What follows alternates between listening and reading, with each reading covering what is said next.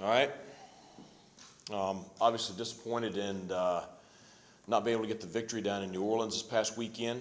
Thought we faced a very good Tulane team. When you look back at the game, and I've watched it multiple times and watched it with both sides of the ball and special teams. You look at the things that we did well, and I thought we did start the game very well. Thought we played very well in the first quarter. I thought that as the game went on, there's half a dozen plays where Tulane made a play and we did not, one way or the other. And I thought those plays, combined with a couple of mistakes that we made that Tulane did not, ended up in them winning what was a highly contested game. And certainly congratulations to Coach Fritz and Tulane moving on to 5-1. They've got a good football team, just like we thought.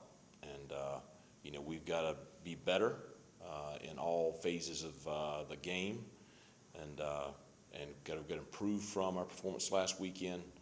And the one thing I do know is we have a very motivated group. We have a motivated group of coaches. We have a motivated team. We had a good workout on Sunday evening.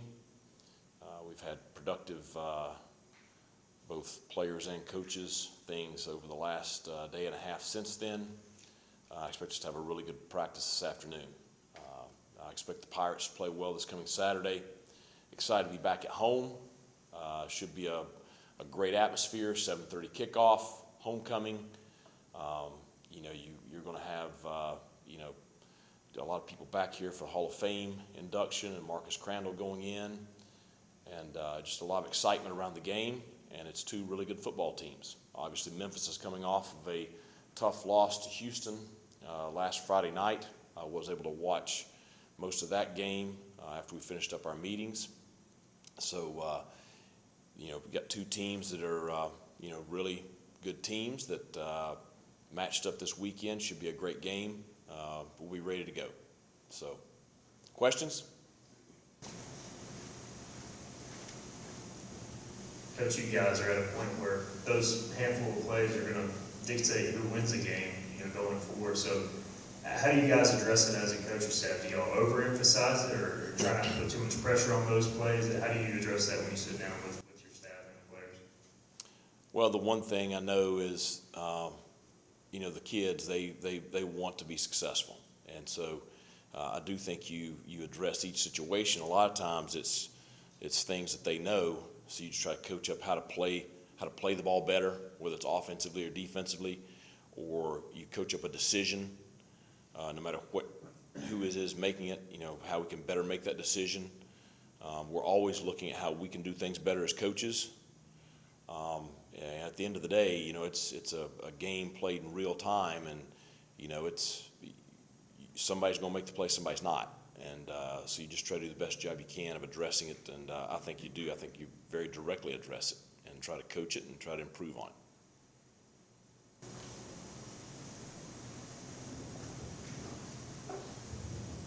Maybe when you talk about decision making, that sort of answers it. But have you been able to put your finger on or diagnose maybe the disconnect of having a lot of talent on offense versus just having some struggles in some certain games?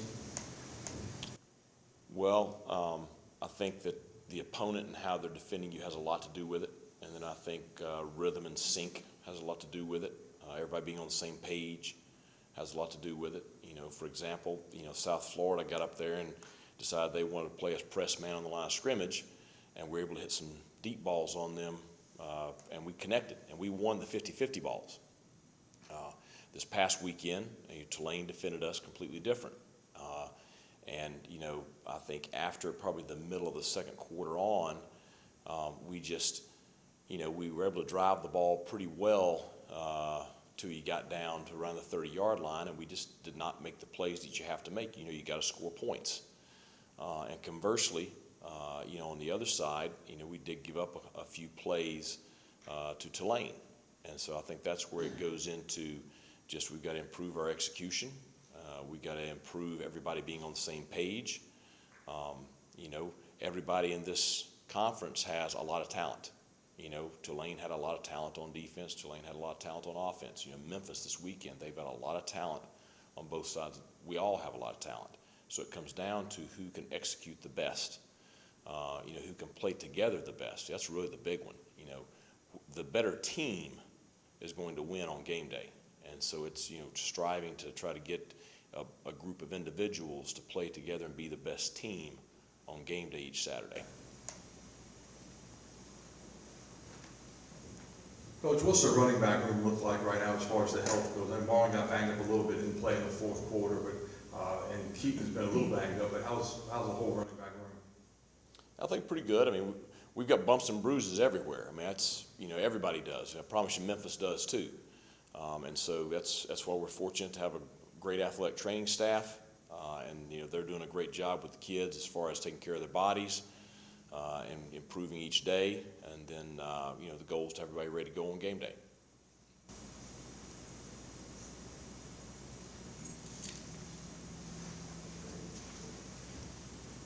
Coach, watching the game live, at times, you know, nobody was open initially, holding, break the pocket. And there were some guys working back to them, other guys maybe not working back on the scramble drill. Is that something y'all can emphasize coming out of this game? Well, it's certainly the scramble drill is something we work each week, and it's a very choreographed kind of deal. And I agree with you. I don't think we did a great job with it at times last Saturday. And, you know, why we didn't last Saturday, you know, that's the questions you ask when you're watching the film. And it's certainly something you emphasize. You know, for example, we do pass scale good on good every Tuesday and every Wednesday in practice. And the thing I encourage the quarterbacks to do is, you know, don't sit back there because, you know, you don't have an offensive line, defensive line in those settings.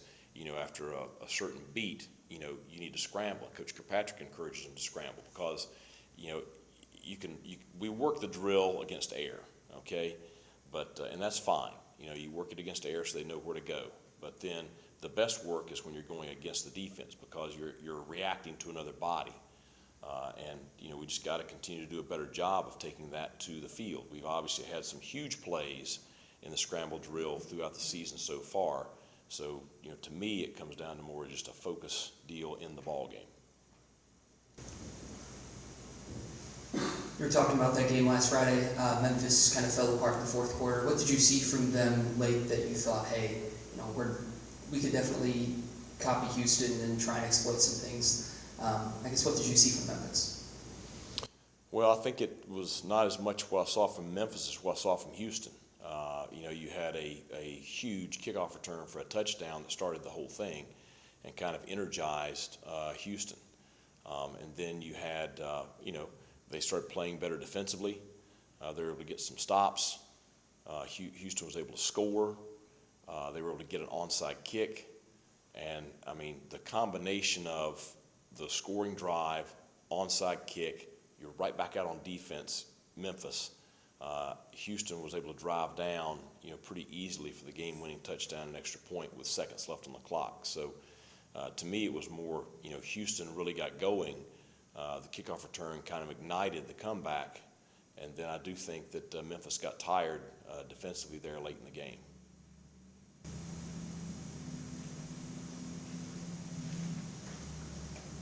Chip. Some uncharacteristic penalties for you guys, unsportsmanlike, that ended up resulting in points for them. Uncharacteristic interceptions in the end zone. Just, was there something to that, or is it just what happened in the game? Well, there's obviously something to it, and it is uncharacteristic because it's something that we've worked very hard to eliminate from our program, and we have not had an issue with that. And we talk about it each week, and it's, you know, we want to play with emotion, we want to play with intensity, but we don't want our emotions to control us. And we had a player that made a poor decision post-whistle on a critical third down that we had gotten to stop there in the first quarter that gave Tulane a first and goal inside the 5. And it's a mistake that, you know, that player wishes they had back. You know, they are remorseful for it. But, you know, once it happens, and it's a heat-of-the-moment thing. It's not something that can be tolerated, and it's not something that our team wants. So, it's something that we've got to continue to focus on, and it's something that I talk about each week. And I know there's certain things that I hammer each week that sometimes, the kids, they don't register how important it is until something like that happens. Oh yeah, that's what the coach is talking about. But it's part of being a good football team, because good football teams, they don't beat themselves with pre-snap penalties and post-snap penalties. You're going to have penalties during the play. You're going to have things that happen because it's a highly competitive game. The interception in the end zone, it was a poor throw. That's all it is. It's a poor throw.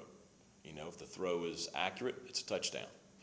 And certainly that was a big play that the Memphis DB made, but that is one of the plays that I was talking about, that those are one of the half a dozen plays where, if you make the play there and Memphis doesn't, it changes the game. And probably both those plays do.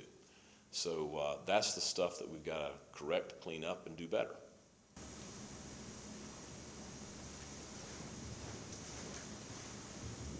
Coach, when you're looking at Hennigan, very successful passer, obviously. It looks like he's taken off doing some more in the ground game this year. And I remember last year he would kind of scramble, make some plays. Just how much of a difference does that make when you're trying to defend?